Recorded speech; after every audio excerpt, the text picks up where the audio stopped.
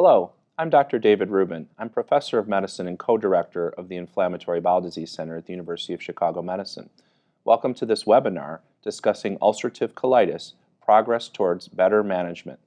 I'm here today with two colleagues and friends, Dr. Russell Cohen, who is Professor of Medicine and Co-Director of the Inflammatory Bowel Disease Center at the University of Chicago Medicine, and Dr. Stephen Hanauer, who is a Professor of Medicine and the Medical Director of the Digestive Diseases Center at the Northwestern University Feinberg School of Medicine.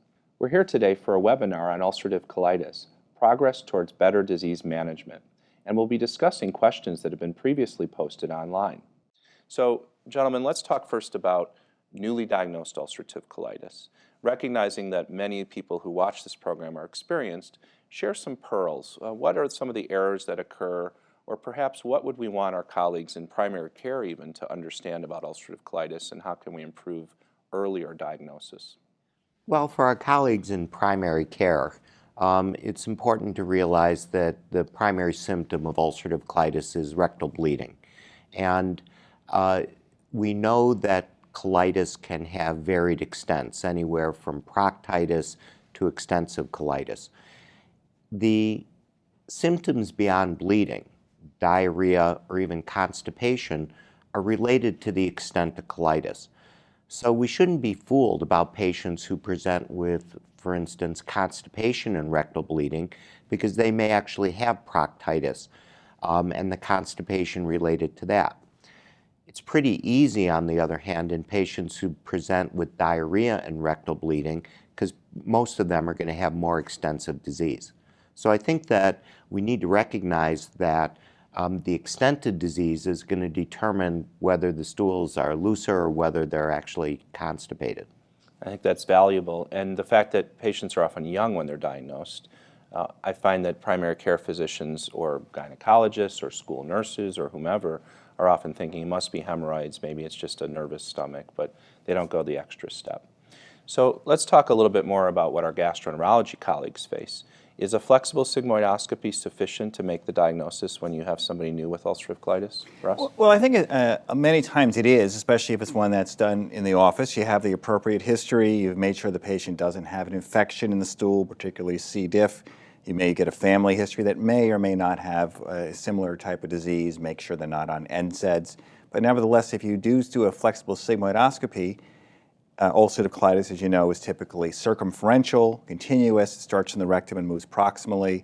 You might actually reach the upper extent of the inflammation with a flexible sigmoidoscopy. You might not, but the worst part is typically distal. So for initial kickoff, I think if things look like ulcerative colitis, the story sounds right, and the patient has the appropriate appearance on the sigmoidoscopy in this case, with biopsies, like to biopsy the normal areas and separately from the abnormal areas, that would be sufficient for start. I think the biopsy point is an important one. Part of this, though, is that often people are thinking it's an infection initially. So, Steve, how do people distinguish that as early as possible to figure this out? Well, first of all, I want to be realistic. Gastroenterologists don't do flexible sigmoidoscopies anymore. They're going to do a colonoscopy. So the question is in a primary care setting, is a flexible sigmoidoscopy enough? And I kind of think it's not anymore, because you're now dealing in primary care. And as you say, the first issue is this colitis, is it an infection?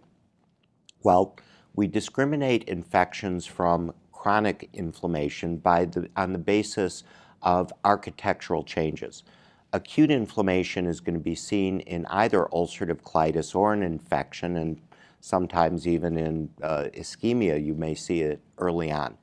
What we're looking for regarding the diagnosis of inflammatory bowel disease is architectural disruption. The crypts are irregular, they may be branched. Now the problem is sometimes early in the disease they may not be, but that architectural distortion, I think, is the hallmark of a chronic disease. I think that's very important. What about the small bowel? Is it necessary to evaluate it? Is intubation of the terminal ileum sufficient? And if so, do you need to biopsy it, or can you just look? Should everyone have a full small bowel evaluation at some point early in their diagnosis, or can that be reserved for when patients aren't responding to your initial therapies? Well, I think for the patient who's straightforward ulcerative colitis, The colonoscopy looks like that. We try to get into the small bowel and not just peek in, but try to get up 10, 20 centimeters if possible. Take biopsies, even if it looks normal. Think that if it looks normal, the patient acts like ulcerative colitis and they're responding to medication appropriately, there's no need at that point necessarily to do a small bowel unless it's going to change your management. Now, there may be situations where it will change your management, but sometimes getting that straightforward case, they respond to the medicine, their symptoms have stopped, perhaps evaluate the small bowel if you need to in the future. But I think your point also is that if you have a patient, for instance, who has left-sided colitis that's a diffuse continuous, you often get into the cecum and you'll see this periappendiceal red patch or periappendicitis. I do think we should all be looking into the ileum at that point. You're there anyway, you should turn into it, because now part of the question is this a focal process? And if there's any patchiness to it, you certainly do want to look into the terminal ileum. Now, I do think actually, from experience, you can almost tell the difference between ulcerative colitis and Crohn's by what the ileocecal valve looks like. If it's wide open and patulous, that to me is a hallmark of particularly chronic ulcerative colitis. And of course, in Crohn's, it's much more likely to be stenotic. I completely agree. I actually take a picture of the valve on FOSS. Sometimes I use the forceps to show it a little bit clearer, and I document that up front, not only so that we know what the valve looked like and we can look back at it, but also if the person has extensive colitis, it's nice to document the valve was wide open, and then helps your pathologist understand a little bit more about whether this might actually be backwash if they see a little bit of inflammation in the ileum. And one other thing to reinforce about what Russ said about taking biopsies. Don't just biopsy inflammation. The pathologist is going to interpret what you send them. If you see areas that are normal, make sure you biopsy the normal areas as well as the inflamed areas so the pathologist can really get a picture of what you're seeing. And label the jars so that they know this was normal endoscopically and this one was active disease. So those are all valuable points. And we recognize that the first colonoscopy may also be the most informative before therapy is started and things can become a little bit less obvious. So what's new in 5-ASA therapies? Obviously, this has been a foundational management strategy for mild to moderate ulcerative colitis. But what have we learned in recent years? Steve, you're a pioneer in this field, so tell us what we should know now. I'll come up with 3 points about 5-ASA that I think we have learned and that are important. The first is that topical therapy in conjunction with oral therapy can be effective, can be most effective, even in patients with extensive disease. We know with left-sided disease that combination therapy has been effective. We've known that from the study by Mike Safdie from many years ago. But just a few years ago, studies from France showed that even in patients with extensive disease, adding a topical treatment can hasten the remission. The second aspect of mesalamine therapy is that we now know that this is a very forgiving drug, and once daily therapy with virtually all of the agents is going to be effective. May or may not be desirable for individuals based on the tablet burden, but we can administer any of these once a day, whatever improves the adherence, and I'm sure we'll talk about that. And then the third aspect is regarding dosing. We've learned from trials that doses of about 2.4 grams are effective in most patients with mild to moderate disease. We can go up higher to 4.8 grams. We know that that's safe and effective in patients, and so we can assess patients after a few weeks. You might start them at 2.4. If they're not starting to do better, or if they have an incomplete response, move up to 4.8. And then the last aspect of that is, in my observation and experience, whatever dose is needed to get patients into remission is the optimal dose to maintain it. The concept of dose reduction is not pertaining to the current 5-ASA therapy. It pertained to old sulfasalazine and other experiences. So as you know, I've always said you go home from the dance with the partner you took. You stay on the same dose long term. So that's helpful. One of the things I'd like to have our audience understand a bit more is, what do you do when someone doesn't respond to their initial 5-ASA? And specifically, rather than just refractory patients, do you ever switch 5-ASAs? Is there a benefit to a different oral 5-ASA delivery system? Does that matter? How do you manage those issues? So Russ, what's your practice? Well, I think that you'd have many options, and sometimes it works to your benefit. There are some patients who may be intolerant to a formulation because of the coating, so one may have a special pH coating that they may do fine with another one. Sometimes you'll have patients who take a solid caplet or capsule and say they pass the entire thing whole, entirely intact. If they're feeling bad and that's happening a lot, maybe switching to a different type of formulation of either mesalamine or balsalazide or sulfasalazine or olsalazine. So I think there are some patients who are either with intolerance or with perhaps some other issues with agents that they can switch to a different agent and do well. But be realistic. You really want them to start getting well. You don't want them to come back still suffering, still sick, because in reality, either the mesalamine wasn't strong enough, or maybe they actually have an intolerance to the mesalamine itself. So we shouldn't forget about that intolerance. And Steve, you mentioned the patient with distal colitis who has that constipation. Does that affect oral delivery? Do you think that that's in particular somebody who would benefit from rectal therapy? There are two ways this has been looked at. If you look at the oral treatment with any agent, patients with distal disease have responded equally to patients who have had extensive disease. But as Russ has shown and others, if you take distal disease, topical therapy is more effective than oral therapy. So it depends which way you look at it. Most of the patients prefer, at least in the US, prefer oral treatment. But if they're not responding, then certainly we would add topical treatment, and short, combination therapy for short term might be is the most beneficial. So you've taught that the dose that gets them into remission is the dose that they should probably stay on. What I'd like to explore, though, is the reality that patients often aren't taking their medicines, that the maintenance dose approved for some of the agents available is a lower dose in general. How do we distinguish some of this, and how do we understand it in the face of those additional dosing strategies and understanding about our patients' approaches to this? Well, first and foremost, as you mentioned, is adherence. The patients aren't going to get better or stay better if they stop their medicines. And our colleague Susie Kane, who trained with all of us, has demonstrated that 80% of patients who stay on their who've been in remission and stay on their medicine stay well.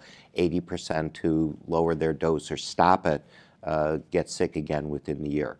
So first and foremost is, are they taking the medicine? The others, as Russ discussed, is all the patients are different. And some prefer once daily treatment, some prefer splitting it up. And it requires a discussion as to their lifestyle and what they actually prefer. In the study that we just did with the Crohn's and Colitis Foundation of America, where we surveyed people around the US, one of the findings was that very often they can't afford their medicines, maybe more often than they share with their physicians. So they'll either pick up a prescription and then take less than they were prescribed to spread it out, or they'll skip a month, or they'll delay refilling because they're waiting for their next paycheck. So recognizing that that's a reality, and I'm sure you encounter this in practice. We get calls every day. The patient went to fill the prescription you recommended. It's $400, and the insurance company tells them they have 3 other options. How do you address that with patients when they ask you about this, or do you bring it up yourself before you prescribe a therapy?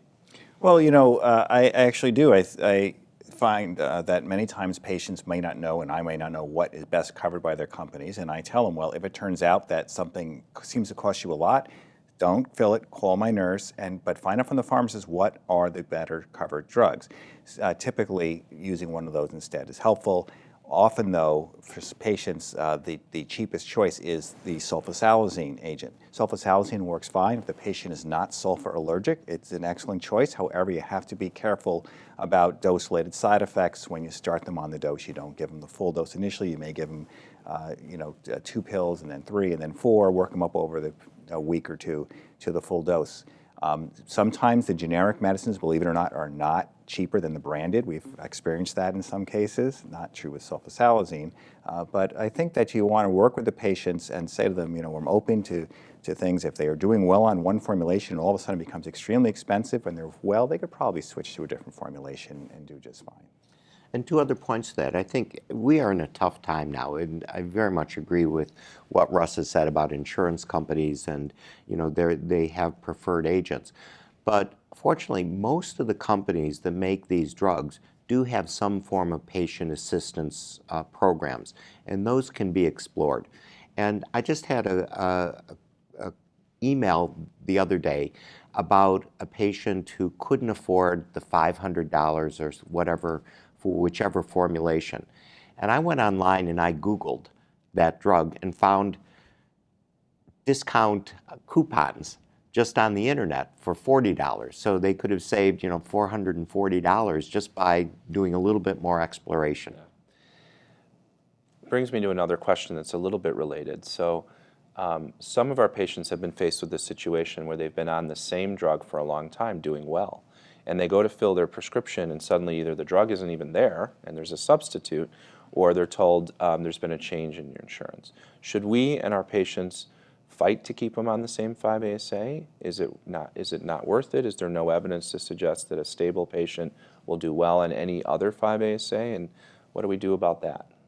The studies that actually have looked at maintenance, meaning people are well and then they're maintaining, the study might switch them from what they're on to another agent, they all seem to do well. If you have someone who had an intolerance to a particular 5-ASA or had trouble with handling it for one reason or the other, you're not going to choose that.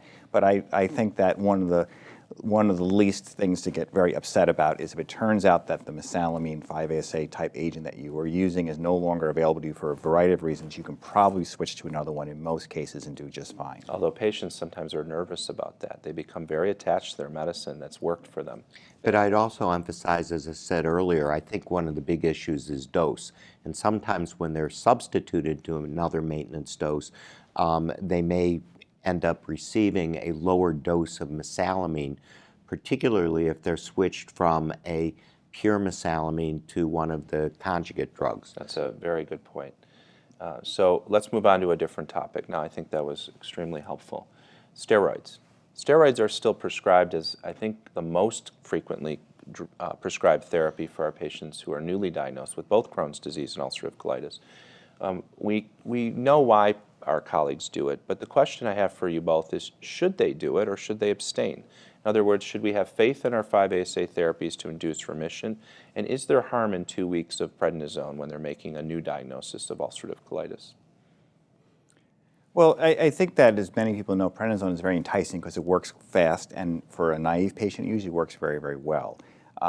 We are aware of safety issues with prednisone, but unless someone is a diabetic or has some severe psychiatric illnesses, most of the time you can get away with doing a short course of prednisone. I think what's really exciting are the budesonide compounds that are available for patients with Crohn's and now ulcerative colitis as well, too, because if they work, then you generally get a reasonable steroid effect benefit in the bowel without the side effects. Is there any reason we shouldn't do this? Well, I agree with Russ. I mean, the reality is you have to assess how sick the patient is and how quickly they need to get better. You're not going to wait 6 weeks for a mesalamine, which works in patients with mild to moderate disease, and a patient who has more moderate to severe symptoms. If they've got an event or travel or a wedding, or if they just can't get to work, you need to shut off the inflammation. The criticism that regarding steroids is not short-term use. The criticism is long-term use, and that's why the AGA and CCFA, the number 1, 2, or 3 quality measure is, are you doing something to get patients off of the steroids? Sure. So do either of you think that steroids change the natural history of the disease if they're used for a short time when the diagnosis is new? I don't know if we have enough information about that quite yet. Has been concern that steroid use can change long-term efficacy of other drugs in inflammatory bowel disease and patient responses. Short-term, I don't think we have enough information to say for sure at this point. I agree. I don't think it changes things short-term. There are a number of reasons why steroids might change the course long-term, including the aspects of adrenal insufficiency and how hard it is to get people off and other aspects. I doubt that it has a short-term effect. Okay, good. So let's say you start a patient on therapy. What do you tell them to expect? One of the problems we have sometimes with patients and physicians is just mismatched expectations. So the patient has this new diagnosis, they're going to go read about it on the internet, there's all the concerns and fears that may arise, and they're now on a medicine that they want to read about, they're having symptoms. How do you help them through this? What do you tell them they should expect in terms of when they should feel better, what they should look for, and when they should let you know they're not better? It's a lot of questions, but see what you guys can parse together here. It depends how sick they are when they present. And the expectations, the time course is going to be very much related to how severe their disease is from the onset. Ultimately, I reassure almost all the patients that they should expect to feel well, get back their normal bowel function, and have a normal, healthy life. I mean, I think that's the expectation that the vast majority of patients should have.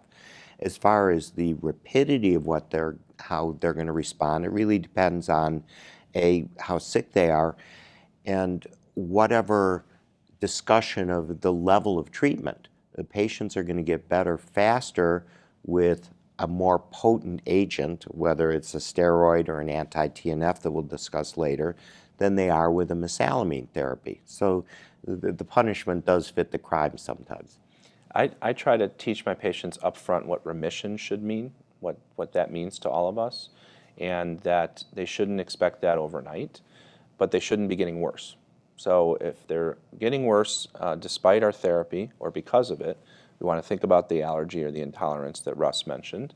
And if they're getting worse because the disease is progressing, we need to know. But otherwise, I usually say, give this 2 weeks, and you should see some improvement within 2 weeks, and we're moving towards an ultimate goal of what we would call clinical remission. And I try to define that to make sure the patient understands it. And your discussion here reflects the new patient. When we get to the more chronic patients later on, we'll hear about the issues about the individuals who get accustomed to being chronically ill. Right, they learn to live with their disease and they normalize what we would otherwise consider to be an ill behavior. So that leads me to a question about chronic ulcerative colitis. As we know and have discussed, most patients with Crohn's, or many patients with Crohn's, have more of a progressive, fibrotic, structurally changing disease. Is the same true for ulcerative colitis? Is there such a thing as the chronic ulcerative colitis patient that has somehow progressed in either their behavior or in the mucosa's ability to heal? Do they become refractory to therapy if they have uncontrolled disease over time? I know this hasn't been proven, but what do you guys think? Well, I think anyone who's done a colonoscopy on someone with chronic ulcerative colitis can see that they can get a foreshortened colon. It's when you're in a rush, it's wonderful, bam, you're at the cecum and then the ileum. But it really makes you wonder, if you have this scarred colon, how supple is it? How flexible is it? Is it something that's going to be able to expand appropriately with bowel movements when the patient's better? How well the medicine is going to work in these patients? I mean, I think this is one of the reasons now, in addition to some others, to stress to patients who say, oh, I'm doing okay. When we scope them, if we see inflammation, we say, well, we want you to get rid of this inflammation before you start forming scar tissue. If it is really, we use the word scar tissue, but we have changes that we like in the scar tissue that may limit the ability for us to get you better even with the best medicine. So you clearly have described one type of progression in terms of the scar tissue and the impact it may have on compliance, on motility, and maybe on how drugs affect the mucosa. What has been your experience with this, Steve? Well, I think some patients, a minority who present with really bad disease may take a big hit because that relates to the transmural aspect of ulcerative colitis and very severe disease. I think the majority of patients on the other hand, who present with mild to moderate mucosal disease, if they're treated appropriately, don't develop and don't evolve into that. Some of this is historic, of course, because we didn't have as effective therapies even 10 years ago.